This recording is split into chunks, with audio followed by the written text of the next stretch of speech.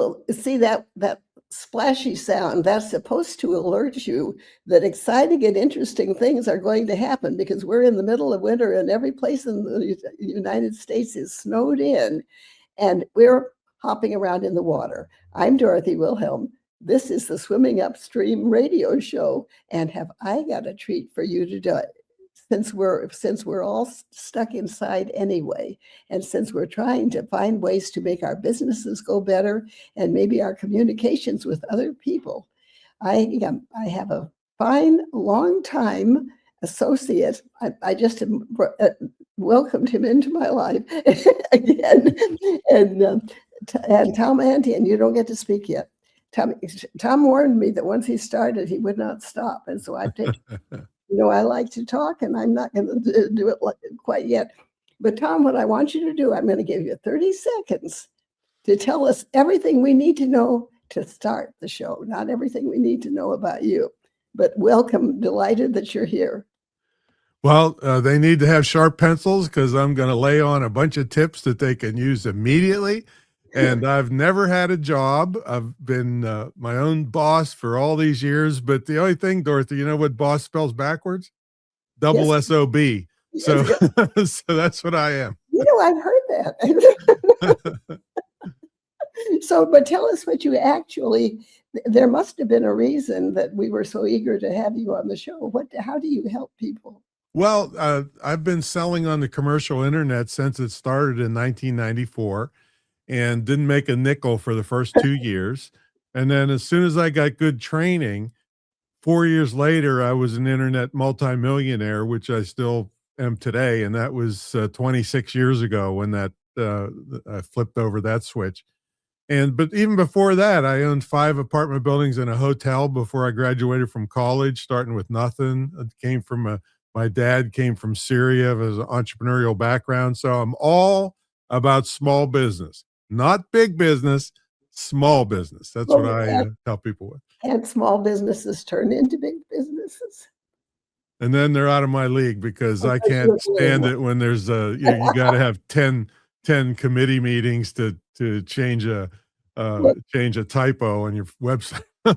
Well, isn't that true? Well, anyhow, we talked a little bit about it. I would love to hear some of the mistakes. Maybe we don't want to say we're making mistakes, but maybe some of the things I have a lot of trouble keeping up, for instance, with just even how well I am doing. I'm lucky to have an excellent production staff, but tell us how not to make big mistakes, Tom Antion. Well, yeah, and specifically, we're talking about podcasts today, yes. And how you're a perfect example about people.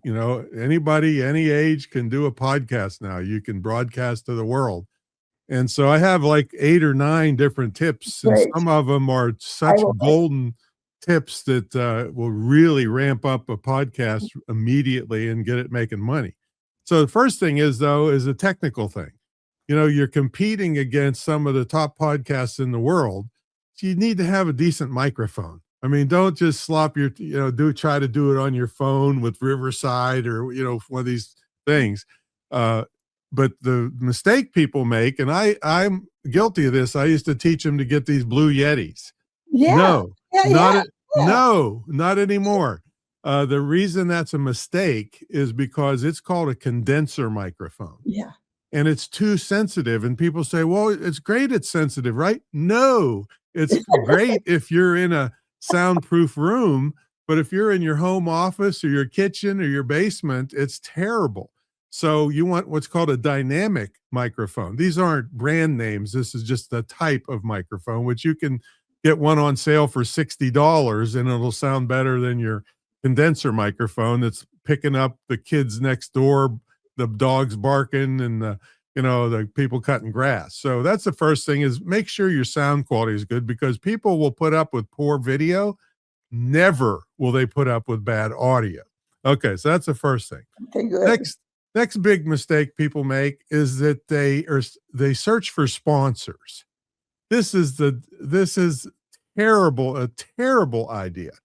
And the reason is because sponsors pay from $12 to $18 per 1,000 downloads per episode. It takes a long time to get to 1,000 downloads and your whole life for your podcast. That's why they have what they call pod fade. People start and then 3 episodes later they quit because it's too hard and they're not making any money. So the idea, Dorothy, is to be your own sponsor. There's 2 ways you can do it. You can have a digital product that you sell or multiple ones. Like I have 25 different ebooks that I sell and courses and all kinds of stuff.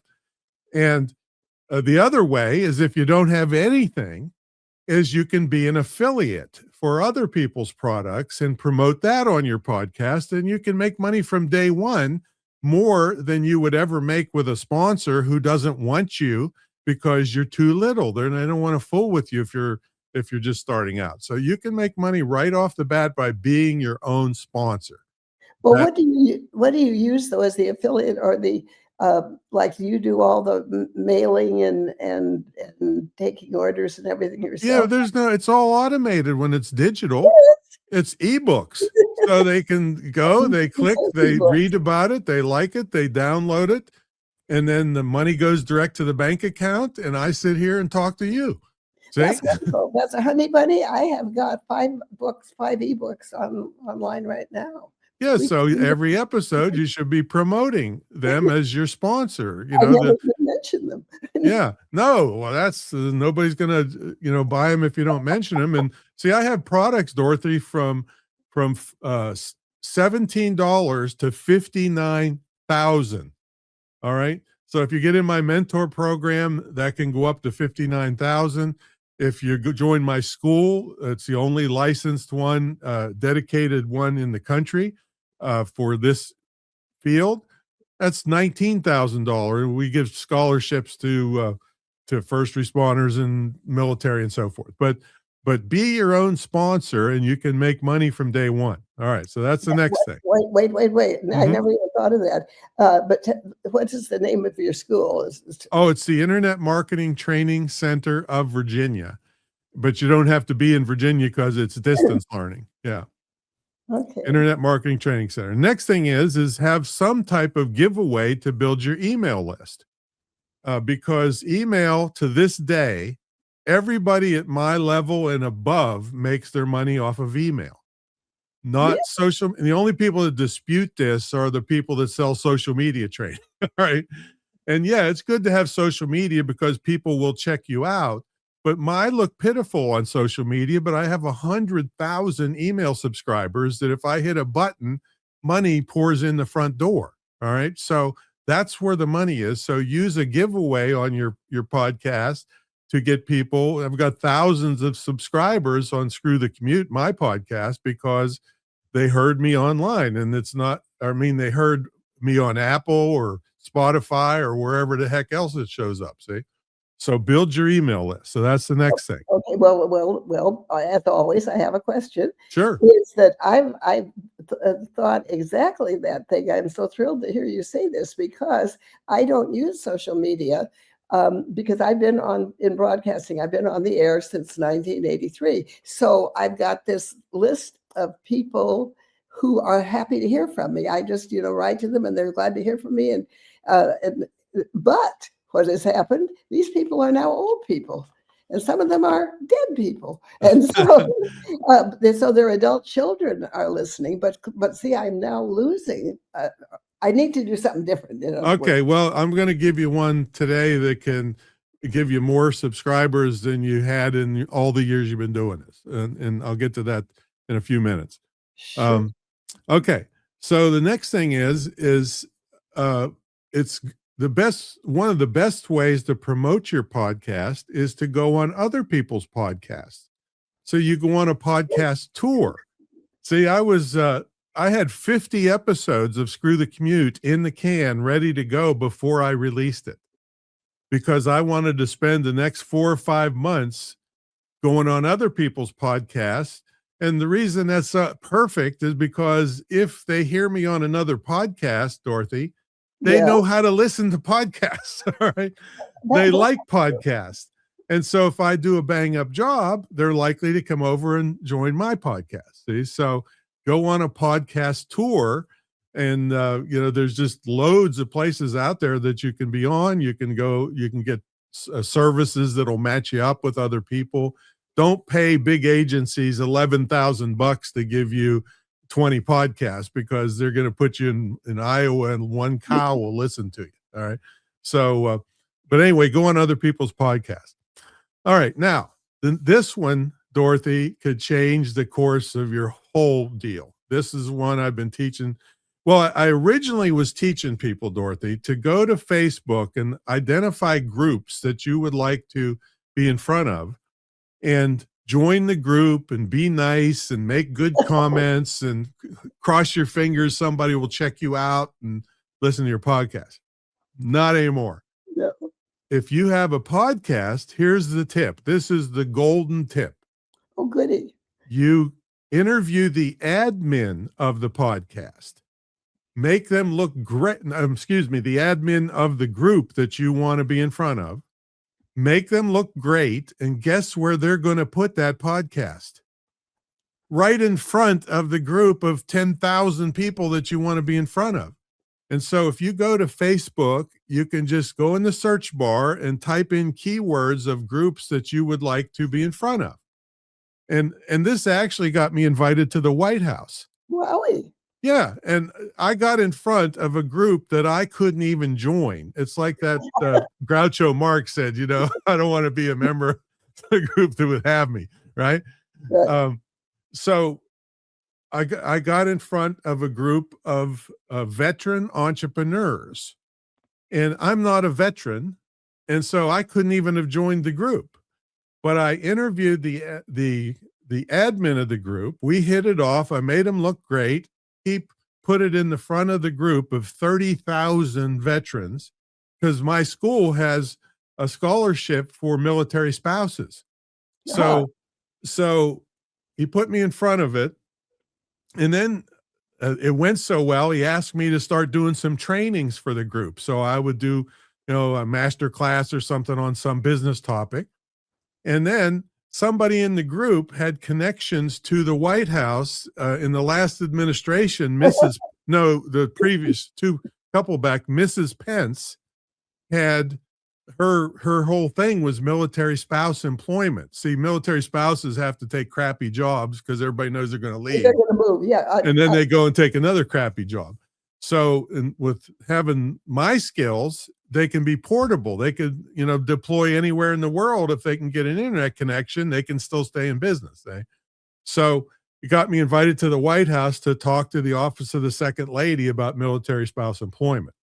Just from this idea I just told you, interviewing the admin, put you in front of the whole group, and then you've got thousands. And I mean, if you go with your keywords, there's probably several million people you could be in front of in the next 90 days if you did this idea.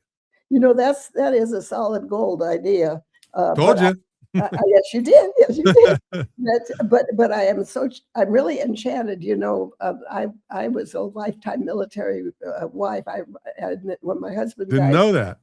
70 between the three of my two of my sons and my husband.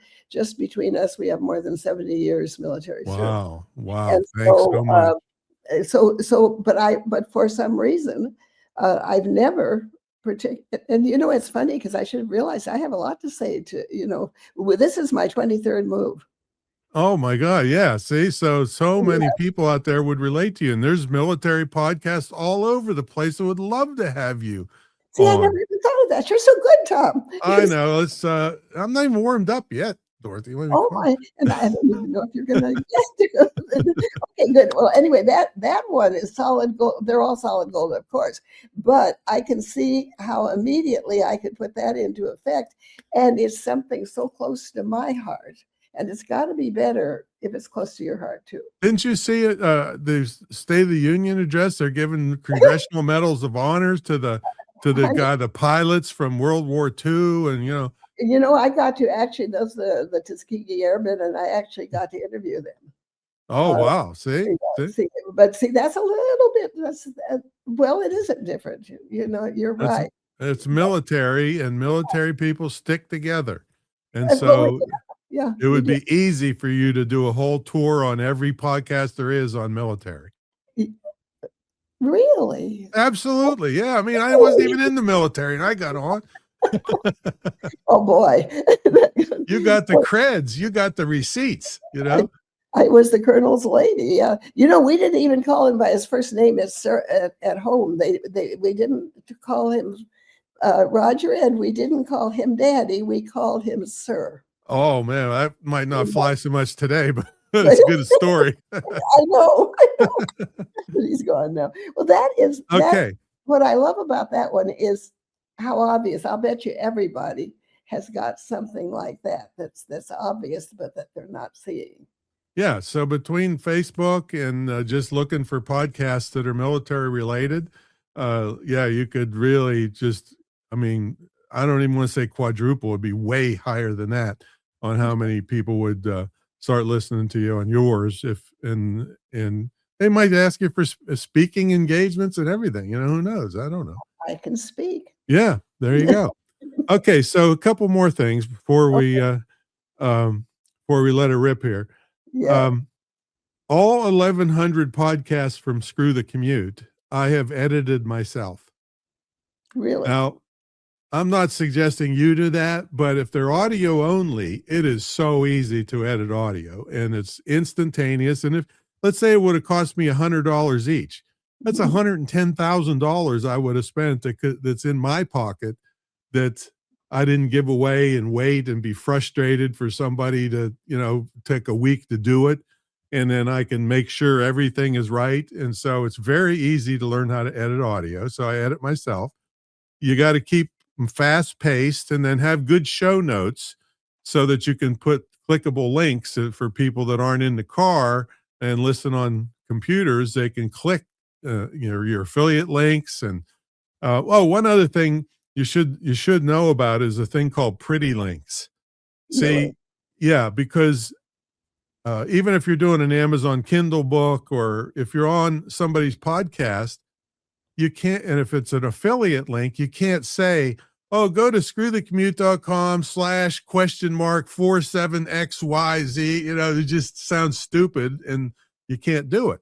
So pretty links would take your long affiliate link and make it a normal looking link. Screwthecommute.com/Dorothy or Yeah. something like that.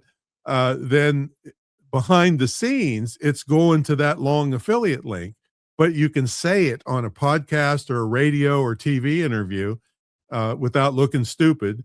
And Kindle books, you can't even put an email link in there or Right. an affiliate link. It won't get approved, but you can put a pretty link in there and they don't check to see if it goes to an affiliate link so you can get your Kindle book approved. Huh. There you go. You're a pretty sneaky fellow. I'm sneaky. That's my story and I'm sticking to it. Okay, we've got about time for kind of like one more heart-stopping, let's have one more really. Well, a lot of people ask me, if you had to start all over again, Tom, what would you do? I've been 30 some years online and Yeah. 50 years in business. And they ask me, what would I do to start all over again? And the answer is, I just marry a rich girl. Oh, did you see one you liked? Yeah, well, I may have seen them, but it didn't work the other way around. Well, I will say you are one of the very few people I know that's gotten really better with age. I don't It's know. like wine, and I'm allergic to wine. I had a nightclub for 6 years, and I most of them turned alcoholic, but I was allergic to alcohol, so I just ate up all the pizza. See, if you eat up all the pizza, it keeps your wrinkles out because your fat face keeps them smoothed out. See, so that's my way to keep from looking old. Just eat more pizza. Well, Tom, it's been so much. Really, I've gotten some great ideas. I knew I would. I wasn't dumb about inviting you here. So anyway, these are great ideas, Mhm. but we are going to have you back because this is so good. Tom has done all of these wonderful things over the last 100 years, I would say. 150. 150, yeah. And so he is making, or a total stranger, really rich uh, entrepreneurial director and producer is making a documentary movie about him. And so we are going to do a show very shortly. You don't even have to go away and wait a long time. We're going to learn all about how the movie's made and why in the world they picked Tom. I mean, so I know you will tell us all of that. In the meantime, one last inspirational word and how to get in touch with you. Oh, well, I'd love for you to go to screwthecommute.com/launch team. And you can participate in this documentary that she's talking about that we'll talk about in the next episode. And of course, it'll lead to me if you go over there. Okay, that sounds great. One more last, and it could be even sandwich filling. One last tip that you didn't. I know you didn't get to give us a lot of tips, but one thing. Okay, this is the real thing. Of people ask me how I'm got where I am, and it's simple. It's not earth shattering. It's consistency. I've been showing up over and over and over again through the ups and the downs and the ups and the downs, and you never quit. You set your goals, and then you show up consistently, even when it's not, you're not getting rich overnight. I didn't. I went 2 years before I made a nickel online. All right. So get good training and be consistent over and over and over again. And success is absolutely waiting for you. That is so terrific, Tom Antion. I can say it. It's been wonderful to have you on our show today. And don't go away. Good to see you again. And see, I'm still here. Yeah. So that's good. You're consistent. See, I am. Proves it. Oh my goodness. You're still continuously learning too. That's what. That's another thing. Bingo. That's what I think. That's the top of the list for staying young while staying old. Is that I think that you must learn something new every day, and that doesn't mean playing bridge is nice. That's no problem, but it can't be that kind of thing. It's got to be something that really requires you to learn something. Stimulate your mind. Yeah, it's a Japanese principle called Kaizen, is continuous improvement, and that's the way I've been living my life for a long time. Well, it's been great to have you live this little piece of your life here with us. And I get to say now, just for the fun of it, that Swimming Upstream Radio Show is a production of the SOB Radio Network. SOB stands for Spunky Old Broads. And all of the hosts are women past 50. So that's what we do. So anyway, we'll see you soon, Tom. Thanks. Okie doke. See you all.